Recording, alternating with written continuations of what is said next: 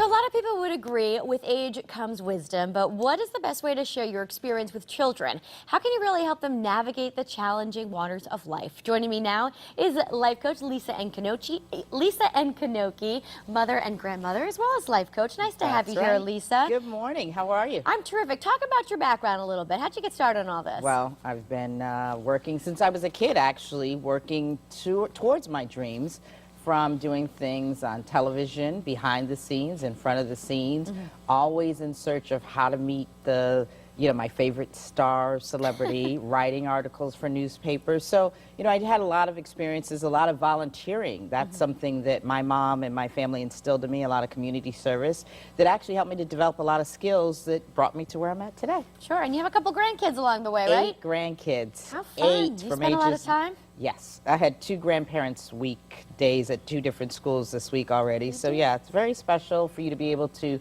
fortunate to be able to have the time to go and hang out with my grandkids, but I see them every week for That's sure. fantastic. Well, that's what we're talking about today, kind of empowering children.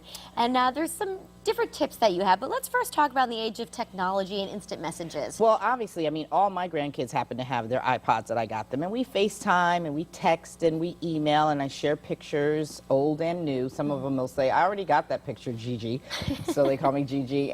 But the idea here is to not just plug into technology with your grandkids, but also plug out and really talk to them and have some conversations about different things that happen in your life, happen to their parents, happen just in terms of historical things. I think it's very important to share some of those moments and really have kids plug in with things that happened before there was technology. Sure. For them to kind of understand that whether it's taking a trip down the highway and talking about the exits or talking about the buildings. I mean, we were in Washington, D.C. recently with a few of my grandkids, and we talked about, in terms of who is Thurgood Marshall when you think about the airport in Baltimore, or just in terms of Supreme Court, the first black Supreme Court justice. So they weren't really familiar, but I had to bring that up to them, as well as they were doing tennis this summer. So we talked about Arthur Ashe, and they wanted to go online. Who's Arthur Ashe? What did he look like? What did he do? And so those are some of the things that you can do, and I think it's part of our charge to pass down legacy and share some of the history with our kids and grandkids. You mentioned it's important that children need schedules and consistency. I happen to have grandkids who don't live with both of their parents, so they happen to come on schedules, as a lot of people do. A lot of my clients have children that are going through transitions, whether it's through divorce or separation, or possibly even a death of a close relative, a caretaker. And I think for kids, the way that you help them to transition is by your own leadership. Your leadership will set the tone for how they can, actually rebound or deal with it. So, for example, what I try to do and help my grandkids is they have their own backpacks, or they have their things packed in it, so they don't have to feel like when they're coming to different locations, they feel disheveled. It's already a hard enough transition when they're not in their normal routine, their normal bed. So you just try and make it fun. My granddaughter yesterday, let's go shopping, Gigi. She knows she's going to get things that are going to go just to my house for her that she gets to wear. So she's always talking about her fashion or things like that. So it's something to look forward to that they know they have going on in a particular house. So you have to kind of make it special, or make it their own car seat or their own, whatever their snacks are. But I think the more you can try to adapt to what's important to them and make that their own special location, kids don't really feel like it's foreign if you treat it like it's just everyday life. Sure. And I'm sure that's a stress reliever for the kids, It right? is. It is. I think it is. I think what happens is people need to put up schedules. If you put it up and mark it by colors, here's what day you're going to dad. Here's what day you're going to mom. Here's what day, I'm going to be at your school. Or you have an activity. Kids will also learn to get into their own routine if you make it part of what's natural to them. And what's natural are schedules. We all live by schedules. Yes. And all we have to do is just color code things and just kind of make it right there. And they'll deal with it if we give them the tools and the skill set to deal with it. If they don't have that, that's where you run into a lot of stress and anxiety. Kids have no control of what's going on around them, but they have control if you allow them to say, here's your backpack, here's 3 pairs of clothes, which one would you like to wear out of these 3 sets of clothes?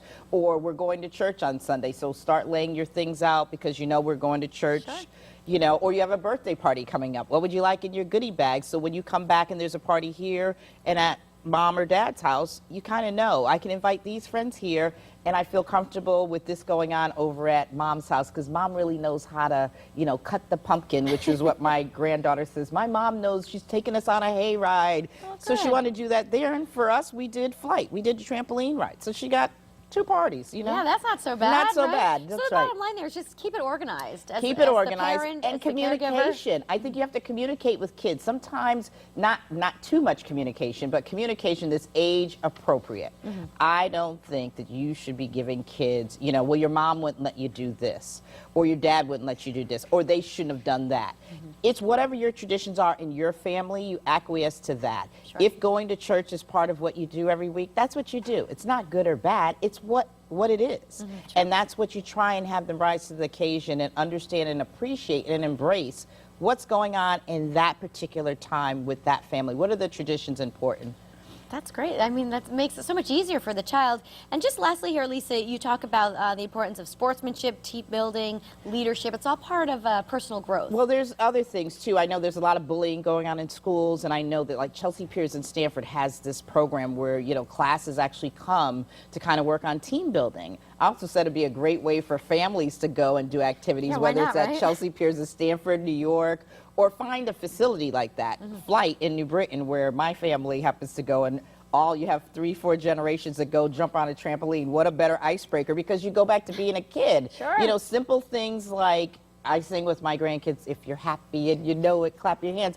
Just simple things, words and music to connect with people, but connect with time. You can use music to give a message. I know a lot of empowerment songs. I always play I'm Every Woman by Shaka Khan and have There you go. the girls sing That would do it. sing it loud, and remember, you know, you are important, you're valued. And I think if people can just rise to the occasion, no matter what your age is, Sure. because I think consistency works for all of us on some level. All right. And then some fun and adventure. You know, adventure's Why what not? you do. That's Everyone it. likes that. Lisa, thank you so much for all the information and for coming here today.